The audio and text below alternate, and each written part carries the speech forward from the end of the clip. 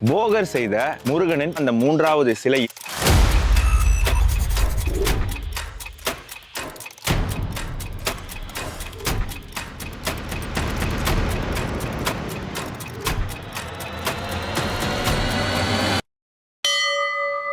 நம்ம கொடைக்கானல் மலை ஏற போறோம். ஏன்னா அங்கதான் அந்த மூன்றாவது சிலை இருக்கு அப்படின்னு சொல்றாங்க. ஆனா அதற்கு முன்னாடி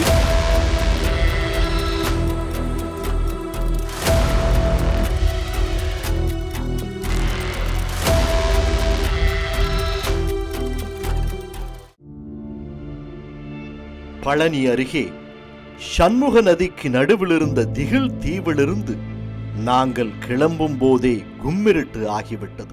அந்த அந்திம வேளையில் நாங்கள் கொடைக்கானல் மலையை ஏறத் தொடங்கினோம்.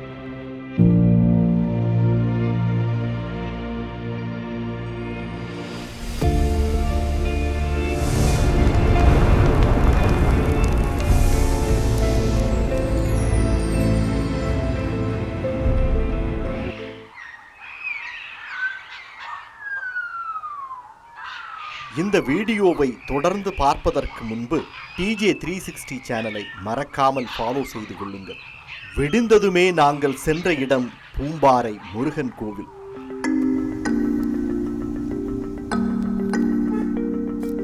போகர் செய்த 3 முருகர் சிலைகளில் முதலாவது முருகர் சிலை இங்குதான் உள்ளது. பழனியில் இருப்பது போகரால் செய்யப்பட்ட நவபாஷான சிலை, பூம்பாறையில் இருப்பது போகரால் செய்யப்பட்ட தசபாசான சிலை.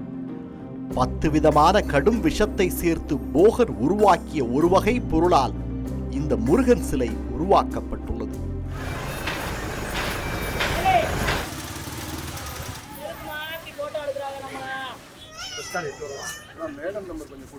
தரிசனம் முடிந்ததுமே போகருடைய 3வது சிலை குறித்து உள்ளூர் மக்களிடம் விசாரித்தோம். அவர்கள் சொல்லும்போது அருகில் 3000 அடி ஆழமுள்ள ஒரு பள்ளத்தாக்கு இருப்பதாகவும் அதற்கு செல்லும் வழி மிகவும் ஆபத்தானது என்றும் சொன்னார்கள். அங்குதான் முன்பு பூம்பாறை முருகர் கோவில் இருந்ததா?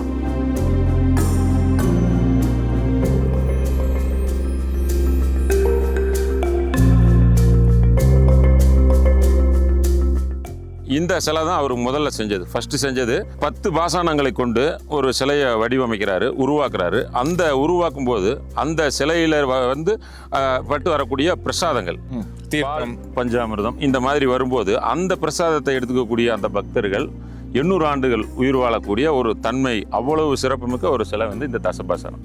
போகர் வந்து ஒவ்வொரு இன்னைக்கு வந்து பார்த்தீங்கன்னா டாக்டரை போய் பார்க்கும்போது முருங்கைக்கீரையில் இரும்பு சத்து இருக்குது, கருவேப்பில்ல இந்த சத்து இருக்குது, இப்படி இன்னைக்கெல்லாம் சொல்கிறாங்க. அப்போ தாவர இலைகளில் என்ன மெட்டல் ஆக்சைடு இருக்குங்கிறத இன்னைக்கு மாடர்ன் சயின்ஸில் இன்னைக்கு மக்கள் வந்து அதெல்லாம் போட்டு டீயில் போட்டு சாப்பிட்றாங்க. வெந்நீர் காய வச்சு 2 துளசி சாப்பிட்டா இந்த மினரல்ஸ் இப்படி நமக்கு நேரடியாக வருது. போகர் காலத்தில் 5000 ஆண்டுகளுக்கு முன்னாடி கெமிஸ்ட்ரியில் பீரியாடிக் டேபிள் கண்டுபிடிச்சி 250 ஆண்டு ஆகுது. நம்ம இந்த சினிமாலெலாம் நம்மளை கிண்டல் பண்ணுவாங்க இந்தியர்கள் என்ன கண்டுபிடிச்சாங்க, இட்லி தோசை தான் கண்டுபிடிச்சாங்க அப்படின்னு. ஆனால் 5000 வருஷத்துக்கு முன்னாடி பீரியாடிக் டேபிளை கண்டுபிடிச்சி எந்த மூலிகையில் எதுலேருந்து இரும்பு எடுக்க முடியும், இரும்போட எது சேரும் சேராது, தங்கத்தோட எது சேரும் சேராது அப்படின்னு ஒரு சித்தர் இல்லை ஒரு முனிவர், ஒரு சன்னியாசி, சரியாக சொன்னீங்க. அப்படி ஒரு பீரியாடிக் டேபிள் அவர் வச்சுருந்துருக்கிற கூடும். அப்போ இந்த 9 இலைகளை தனித்தனியாக ஊற வச்சு அதை நொதித்தல், பதங்கமாதல், இந்த மாதிரி கெமிஸ்ட்ரியில் சொல்லக்கூடிய எல்லா விஷயத்தையும் பண்ணி அதை கொதிக்க வச்சோம்னா அது வந்து ஆவியாக படிஞ்சு ஒரு மெட்டல் ஆக்சைடு, ஒரு உப்பாக உருவாயிரும். அப்படி 9 வகையான உப்பை எடுத்து, பாதரசம்ங்கிறது சிவனுடைய அம்சம். உலகத்தில் கொடிய விஷத்தன்மை உள்ளதில் முக்கியமான 3வது இடத்துல இருக்கக்கூடிய மெர்க்குரி. இந்த மெர்க்குரியை யாருமே, எந்த ஒரு விஞ்ஞானியுமே மெர்க்குரி இருந்தால் அந்த லேபுக்குள்ளே வரமாட்டாங்க. அந்த மெர்க்குரியை ஹேண்டில் பண்ணின உலகத்தில் ரொம்ப சாதாரணமாக ஹேண்டில் பண்ணது நம்ம பாரத நாட்டை சேர்ந்த சித்தர்கள். அதுலேயும் கை தேர்ந்தவர் போகர். அந்த பாதரசத்தை மையப்பொருளாக வச்சு இவர் உருவாக்கின ஒவ்வொரு தாவர இலைகளிலிருந்து இருக்கக்கூடிய அந்த மெட்டல் ஆக்சைடெல்லாம் அந்த மெர்க்குரியில் தான் உள்ளே வச்சு லாக் பண்ணி அந்த உருவத்தை கொண்டு வர்றாங்க.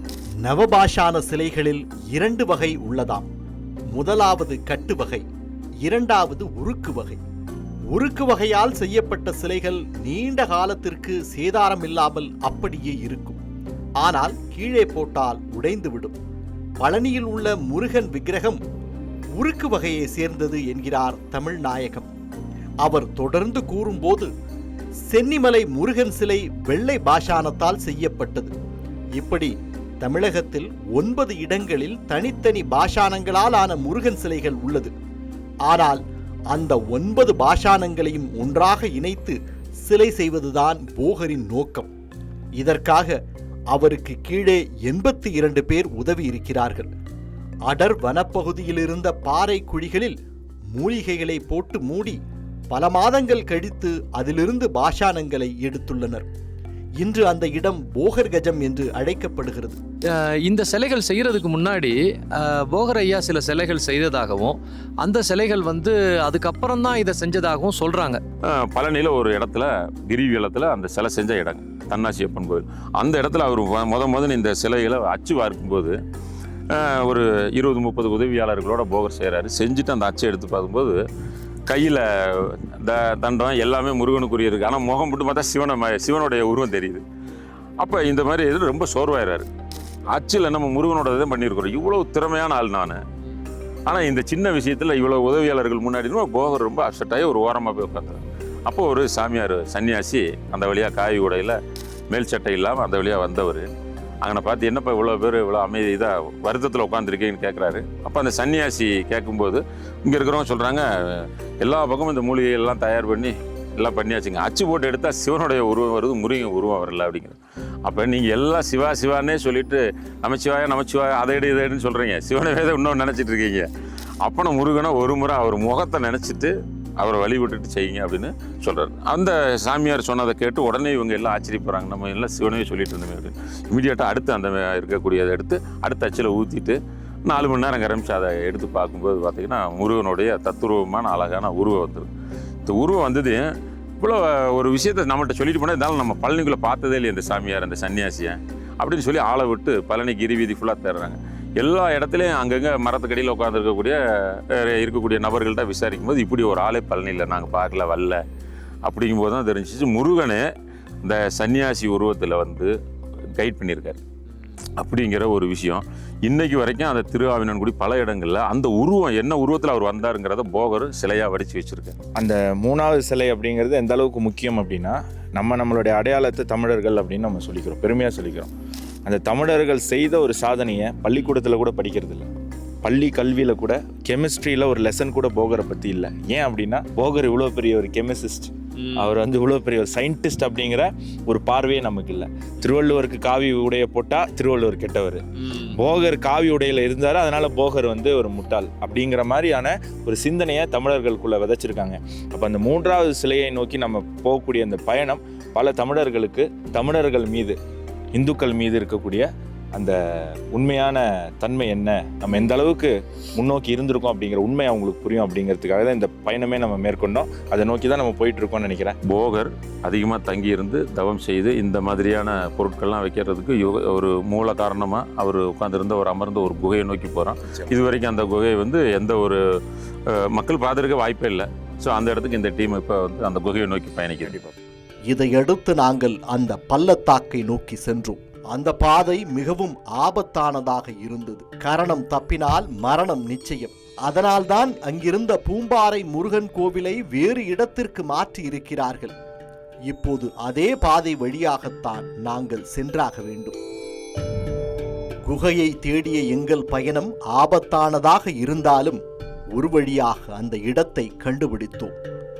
போகர் தவம் செய்த குகையில் உண்மையிலேயே ஒரு வைப்ரேஷனை உணர முடிந்தது. விருப்பமுள்ள மக்கள் நிச்சயமாக ஒரு முறையாவது இந்த குகைக்கு அந்த அனுபவத்தை பெற்றே ஆக வேண்டும். ஆனால் வருபவர்கள் மிக மிக ஜாக்கிரதையாக வர வேண்டும் என்பதை நினைவில் கொள்ள வேண்டும். இஸ்ரேலோடைய ஃப்ளாகில் இருக்கிற நட்சத்திர சின்னம், அந்த சின்னத்துக்கும் முருகனுடைய சதாட்சர மந்திரத்தில் இருக்கக்கூடிய நட்சத்திர சின்னத்துக்கும் ஒரு தொடர்பு இருக்குது. ஏன்னா இஸ்ரேல் ஒவ்வொரு முறையும் ஒரு போருக்கு போய் அந்த போரில் வெற்றி பெற்றாலும் சரி, தோல்வி அடைந்தாலும் சரி, அவங்களுடைய இராணுவ தளபதிகள்லாம் இந்தியாவில் கொடைக்கானலுக்கு வரதாகவும், இன்றைக்கும் கொடைக்கானலில் இஸ்ரேலர்கள் அதிகமாக வாழக்கூடிய ஒரு பகுதி இருக்குது அப்படின்னும் சொல்லப்படுது. ஸோ இஸ்ரேலுக்கும் முருகருக்கும் இருக்கிற கனெக்ஷன் என்ன? முருகன் அப்படிங்கிறவர் அந்த சத்திய யுகத்தில் 100% சத்தியத்தையும் தர்மத்தையும் பின்பற்றின ஒரு மக்கள் வாழ்ந்த ஒரு யுகம்.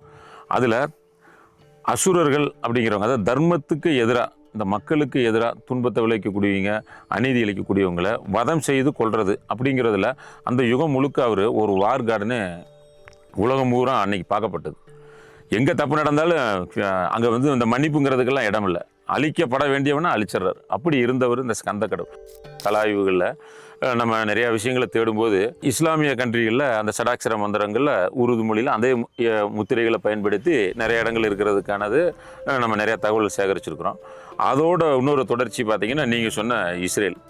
இந்த போகர் பாடல்களில் மெக்கா மெதினா கண்டேன், இஸ்ரவேலர்களை கண்டேன் அப்படிங்கிறது அவர் வந்து இந்த உலகம் பூரா சுற்றி வந்த அந்த பயணத்தில் இஸ்ரவேலர்கள் ஈஸ்வரனுடைய அது அப்படிங்கிறாங்க. அது ஒரு உள்ள வந்து நம்மளுடைய ஒரு பாரத நாட்டினுடைய ஒரு சொல் உள்ள இருக்குது. இஸ்ரவேலர்களை கண்டேன் அப்படி சொல்கிற ஒரு வரியும் நம்ம எடுத்து வச்சுருக்கிறோம். இந்த இஸ்ரேல் அதனுடைய தேசிய கொடியில் சடாட்சர மந்திரத்தை பயன்படுத்துகிறாங்க. அது ஒரு தொடர்பு நமக்கு சொல்லுதுங்களா. அதுக்கு அடுத்தது பார்த்திங்கன்னா ஒவ்வொரு போர்லையும் நம்ம ஸ்கந்த கடவுள், முருக கடவுள் இந்த பாரத நாடு முழுக்க அசுரர்களை வதம் செஞ்சது இம்மிடியேட்டாக ஒரு அந்த பரிகார பூஜை, அந்த அவங்கள அழிச்சதுக்கு ஒரு பூஜையும் அவர் வந்து ஒரு சாந்த நிலைக்கு வர்றதுக்கும் இந்த மலைக்கு இந்த இடத்துக்கு வந்திருக்கிறார். இந்த தெய்வங்கள் வந்து தொடர்ந்து அவர் ஒவ்வொரு போர் முடிஞ்சும் அவர் ஓய்வு எடுத்த இடங்கள்ல இந்த மலையில் பூம்பாறை கோயில், குறிஞ்சானம் இப்படியெல்லாம் ஒவ்வொரு இடங்களில் ஒரு முருகன் கோயில் இருக்கிற ஸ்தலம் பூரா ஒரு காலத்தில் முருக கடவுள் தங்கி இருந்த இடம். இஸ்ரேலிய மதத்தில் இருக்குது. அதில் ஒரு வழிபாட்டு முறை அப்படின்றது கபாலா வழிபாட்டு முறை அப்படின்னு சொல்லுவாங்க. இந்த கபாலா வழிபாட்டு முறையில் அவங்க வந்து இறைவன் ஒரே நேரத்தில் ஆணாகவும் பெண்ணாகவும் இருக்கிறார் அப்படின்ற ஒரு நம்பிக்கையை அவங்க வச்சுருக்கிறாங்க. அப்போ இந்த ஆணாகவும் பெண்ணாகவும் இருக்கிறார், இப்போ நம்ம வந்து இந்த அர்த்தநாரீஸ்வரர்னு சொல்கிறோம்ல அந்த மாதிரின்னு வச்சுக்கோங்களேன். இப்போ அந்த காலத்தில் ஒரு ட்ரையாங்கிள் அப் நோக்கி, அதாவது வானத்தை நோக்கி ஒரு ட்ரையாங்கிள் இருந்ததுன்னா அது வந்து ஆணாகவும், அதே இன்வெர்டட் ட்ரையாங்கிள் இருந்ததுன்னா அது பெண்ணாகவும் கன்சிடர் பண்ணாங்க. அதுதான் வந்து முருகனுடைய அந்த எந்திரம். அதுதான் அந்த கபாலா வொர்ஷிப் பிரகாரம் இஸ்ரேலியர்களோட எந்திரம். இதில் நம்ம மறந்துடக்கூடாது, இதுக்கு இன்னொரு வார்த்தையும் இருக்குது. நம்ம அந்த எந்திரத்துக்கு ஒரு சமஸ்கிருத வார்த்தையும் இருக்குது. அது என்னன்னா பூமி, சத்து, சித்து ரெண்டும் சேர்ந்து நடுவில் இருக்கிற ஸ்பேஸ் பேரு ஆனந்தம். சத் சித் ஆனந்தம் அப்படின்ற சச்சிதானந்தத்துடைய வார்த்தை தான் முருகனுடைய சிம்பலும் சரி, இஸ்ரேல் கொடியில் இருக்கக்கூடிய அந்த யூதர்களுடைய சின்னமும் சரி. நல்லா யோசிச்சு பார்த்தோம்னா இஸ்ரேலியர்கள் ஒரு குறிப்பிட்ட அளவுக்கு அந்த முருக தெய்வத்தை தான் வேற ஒரு இடத்துல வழிபடுறாங்க. அவங்க என்ன வேணா ஒரு பேர் வச்சிருக்கலாம். அது என்ன, ஆனா அதை நம்ம மறந்துடக்கூடாது. ஏன்னா உருவாய் அருவாய் உளதாய் இளதாய் கருவாய் உயிராய் கதியாய் விதியாய் மறுவாய் மலராய் மணியாய் ஒளியாய் குருவாய் வருவாய் அருள்வாய் குகனே அப்படின்ற அருணகிரிநாதருடைய பாடல்ல உருவாய் அருவாய், உருவமாய் இருந்தாலும் அது நீதான் முருகா, அருவாய் உருவமற்றவனானாலும் நீதான். என்ன இஸ்ரேலியர்கள் உருவமற்ற முருகனை கும்பிடுறாங்க, நாம அதே முருகனுக்கு ஒரு உருவம் வச்சு கும்பிடுறோம், அவ்வளவுதான் வித்தியாசம். போகர், முருகர் அவங்கெல்லாம் தியானம் பண்ண இந்த குகைக்குள்ள நம்ம உட்காந்துருக்கோம் அப்படிங்கிறது ஒரு பெரிய ஒரு பாக்கியம். இதை பார்க்கக்கூடிய நேர்களுக்கும் இது ஒரு பெரிய பாக்கியம் அப்படின்னு சொல்லிக்கிறேன். இங்க உட்காந்து பார்க்கும்போது கீழே இருக்கக்கூடிய அந்த வனப்பகுதி மதிகட்டான் சோலை அப்படின்னு சொல்லக்கூடிய அந்த வனப்பகுதி, மதிகட்டான் சோலை அப்படிங்கிற பேரே வித்தியாசமா இருக்கு. மதிங்கிறது நம்மளுடைய தன்மை, நம்மளுடைய அறிவு, அது எப்படி வேணா நம்ம அதை குறிப்பிடலாம். அது கெட்டு போகக்கூடிய ஒரு இடம் அப்படின்னு சொல்லப்படுது. அந்த காட்டுக்குள்ளே தான் போகர் செய்த 3வது சிலை இருக்குது அப்படின்னு சொல்கிறாங்க. அந்த காட்டை நோக்கி தான் நம்மளுடைய அடுத்த பயணம் தொடர போகுது.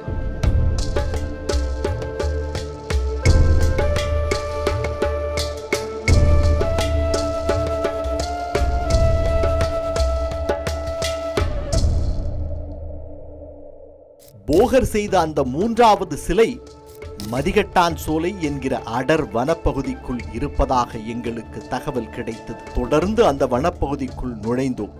தம்பி ஆனந்த் தம்பி, அதாவது முருகன் வந்து என்னமோ தமிழ் கடவுள் அப்படின்றானுங்க. அவன் மொத்த பிரபஞ்சத்துக்கே தெய்வம். அவன் என்னமோ தமிழ்நாட்டுக்கு மாத்திரம்தான் தெய்வம் அப்படின்றது ஒரு வகையான ஒரு நகைப்புக்குரிய விஷயம்னு வச்சுக்கோங்களேன். நீங்க முருகனுடைய சிலை, அதாவது கையில ஒரு தண்டம், ஒரு ரூஸ்டர்னா அந்த சேவல், மயில் உள்ள மாதிரி சிலைகளை பல இடங்கள்ல வந்து தொல்பொருள் ஆராய்ச்சியாளர்கள் எடுத்திருக்காங்க.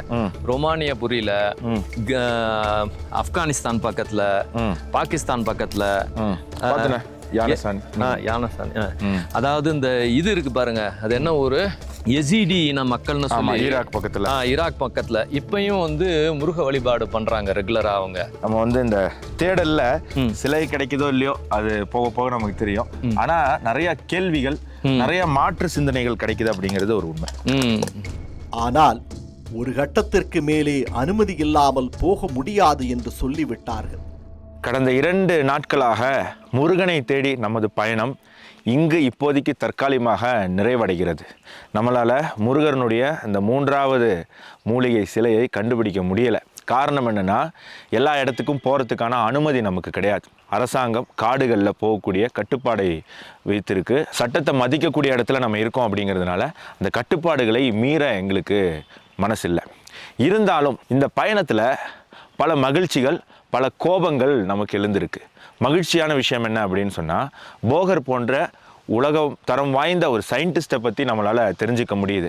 5000 ஆண்டுகளுக்கு முன்பு தமிழர்கள், இந்தியர்கள், இந்துக்கள் எந்த அளவுக்கு புத்திசாலித்தனமாக வாழ்ந்திருக்காங்க அப்படிங்கிறது நம்மளால் புரிஞ்சிக்க முடியுது. கோபமும் அதே போகரை சுற்றி தான். இவரை பற்றி ஏன் நம்ம கல்வியில் நம்மளால் கற்றுக்க முடியல? தமிழ்நாட்டு கல்வியிலேயே இதை பற்றி கற்றுக்க முடியல? இந்திய கல்வியில் ஏன் இதை பற்றி நம்மளால் கற்றுக்க முடியல?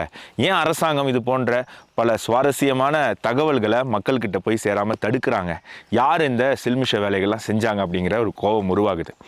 ஆனாலும் நம்மளுடைய பயணம் தற்காலிகமாக இங்கே நிறைவடைந்தாலும் முருகனை தேடி நம்ம வந்து போகக்கூடிய அந்த பயணம் மக்களாக இணைந்து நம்ம தொடர வேண்டிய கட்டாயம் இருக்குது. அரசனுடைய உதவி நமக்கு தேவைப்படுது. ஸோ அரசுக்கு அழுத்தம் கொடுக்கக்கூடிய இடத்துல நீங்கள் தான் இருக்கீங்க. இந்த வீடியோவில் நிறையா தகவல்கள் நீங்கள் கற்றுட்டு இருந்திருப்பீங்க. அந்த தகவல்கள் உங்களை போகரனுடைய முருகர் சிலையை தேடி அரசாங்கத்தை அனுப்ப வேண்டிய ஒரு பொறுப்பு உங்களுக்கு இருக்குது. அந்த அழுத்தத்தை நீங்கள் கொடுப்பீங்கன்னு நினைக்கிறேன். ஏன்னா மக்கள் அழுத்தத்தை எந்த ஒரு அரசாலும், எந்த ஒரு அரசியல் கட்சியாலும் மீற முடியாது. முருகர் நம்ம கடவுள், தமிழர்களுடைய அடையாளம், தமிழர்களுடைய கௌரவம். அவரை நம்ம விட்டு கொடுக்கக்கூடாது அப்படிங்கிறத சொல்லி இந்த பயணம் தொடர்ந்து தமிழ் ஜனத்துடன் இணைந்திருங்க. அதே நேரம் எங்களுடைய முருகனை தேடிய பயணம் இன்னும் முடியவில்லை. அன்றைக்கு இரவே சாப்பிட்டு முடிந்ததும் எங்களுடைய கேமரா, போன் அனைத்தையும் சார்ஜில் போட்டுவிட்டு ஒரு வாக்கிங் போகலாம் என்று கிளம்பினோம். அப்போது யாருமே எதிர்பார்க்காத வகையில் 102 வயதான ஒரு முதியவரை சந்தித்தோம். அவரிடம் பேச்சு கொடுத்த போது எதேச்சையாக நாங்கள் அந்த விஷயத்தை கூறினோம். அப்போது அந்த முதியவர் முக்கியமான ஒரு விஷயத்தை எங்களிடம் சொன்னார்.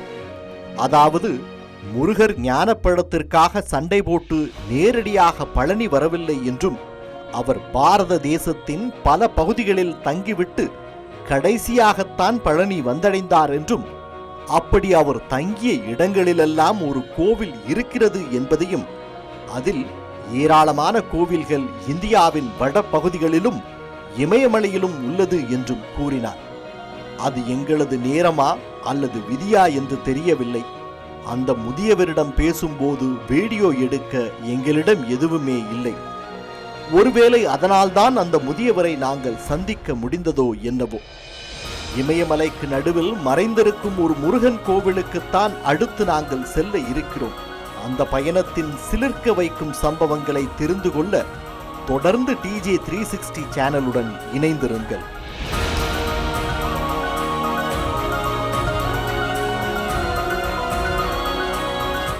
இப்போ கூகுள் மேப் என்ன சொல்லுதுன்னா, இந்த ரோட்டில் போக முடியாது, இது பிளாக் பண்ணியிருக்காங்க, ஏன்னா நிறைய லேண்ட்ஸ்லைட்ஸ் ஏற்பட்டிருக்கு, நீ இன்னொரு ரூட்டில் போங்கன்னு. இது என்ன கோயம்புத்தூர் காந்திபுரம் ரோடானா திருப்பி ஓட்டிட்டாங்க.